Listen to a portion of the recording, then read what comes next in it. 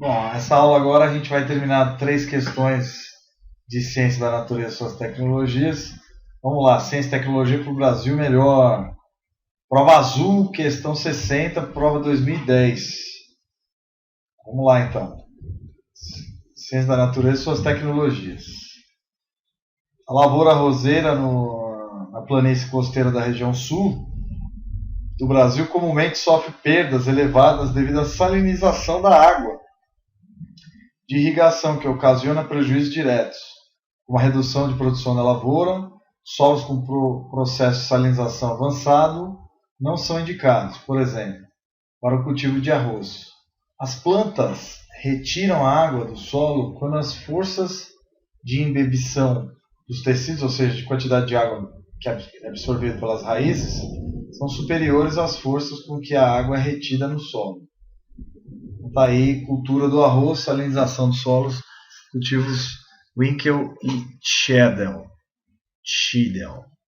A presença de sais no solo, na solução do solo, faz com que seja dificultada a absorção de água pelas plantas, o que provoca o fenômeno conhecido como seca fisiológica, caracterizada pelo... Bom, meus queridos, aqui a gente tem que lembrar o que ocorre na osmose. E lembrar que aqui a gente tem uma planta com uma raiz que está, então, absorvendo, principalmente, como relatado na questão, a água. É ou não é, queridos? Bom, como que ocorre, então, a entrada de água dentro da planta, de uma planta? Vamos ver isso. Bom, primeiro o processo de osmose. Se ele está falando de sais do solo, a gente tem que perceber, então, quem tem mais sais. Se for o solo em vez da raiz, então a gente tem o quê? A raiz com uma menor quantidade de sal e o solo com maior quantidade de sal. O que vai ocorrer, galera? Vai ocorrer que o solo vai atrair a água para si, através de uma membrana que é as membranas das células da raiz. Então o que vai acontecer? A água tende a migrar para um ambiente de maior concentração. Então a resposta é A. O aumento da salinidade, em que a água do solo atinge uma concentração de sais maior que a das células, das raízes das plantas, impedindo assim que a água seja absorvida. Ou seja, quem vai ganhar água é o solo. O solo vai ganhar mais água do que a própria raiz. Porque o solo aqui no caso estaria rico então de sais com uma mais alta concentração e a raiz com uma menor concentração. Então o que acontece? A água tende a migrar então para o ambiente hipertônico. Vamos revisar então Ozzy Osbourne? Não, osmose, que é a passagem de água do meio hipotônico, ou seja, menos concentrado, para o meio que hipertônico, mais concentrado. Então o que ela vai fazer? Sempre a água não quer saber, ela vai sempre passar do meio menos concentrado para o meio mais concentrado de soluções. Beleza? Isso é uma tendência da água. Na questão 61, prova azul, a gente vai ver petróleo e ambiente. Esse é o assunto temático dessa questão. No ano de 2000, um vazamento em dutos de óleo na Baía de Guanabara, Rio de Janeiro, causou um dos maiores acidentes ambientais do Brasil. Além de afetar a fauna e a flora, o acidente abalou o equilíbrio da cadeia alimentar de toda a Baía.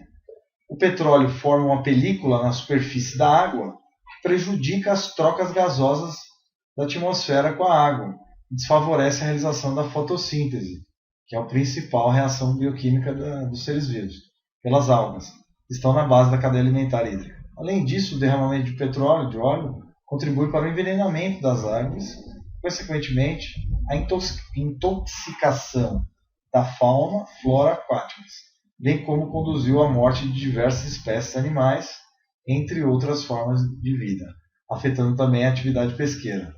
Isso aconteceu agora também, além da Baía de Guanabara, no Rio, a gente teve um problema sério no Golfo do México. Não é? No Golfo do México, a empresa BP, British Petroleum, derramou 100 milhões de barris lá, aproximadamente, que é uma coisa absurda, né?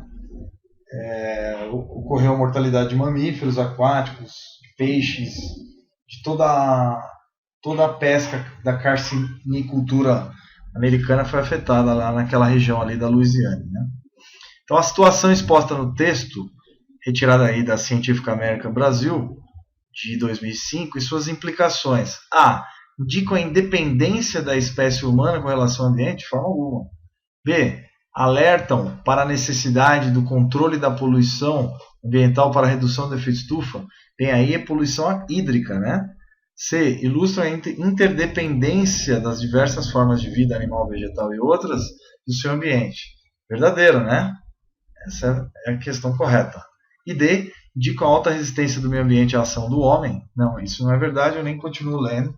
E evidenciam a grande capacidade animal de se adaptar às mudanças ambientais. Demora anos para esses animais se adaptarem, o que realmente não condiz com a questão. Contraste com a baixa capacidade das espécies vegetais que estão na base da cadeia alimentar. Então a resposta é a letra C. Essa é uma questão direta. E hoje também temos casos da Exxon, se não me falha a memória, a Exxon também aqui no Brasil ocorreu um caso na Baía de Campos também, né? Uma empresa americana que também derramou fazendo prospecção do pré-sal. Teve multas, as multas devem ser pesadas, né? Que o ambiente ali pode ser irreversivelmente atacado ou vai demorar décadas para ele se reorganizar, né? Bom, vamos à questão agora de nanotecnologia, né? Nano quer dizer 10 a menos 9 metros, muito pequeno, né? Para explicar a absorção de nutrientes, bem como a função das microvilosidades das membranas das células que revestem as paredes internas do intestino delgado, que é o intestino mais longo do nosso corpo, né? O estudante realizou o seguinte experimento. Colocou 200 ml de água em 2 recipientes. No primeiro recipiente, mergulhou 5 segundos um pedaço de papel liso, como na figura 1, 10 cm por 5 cm.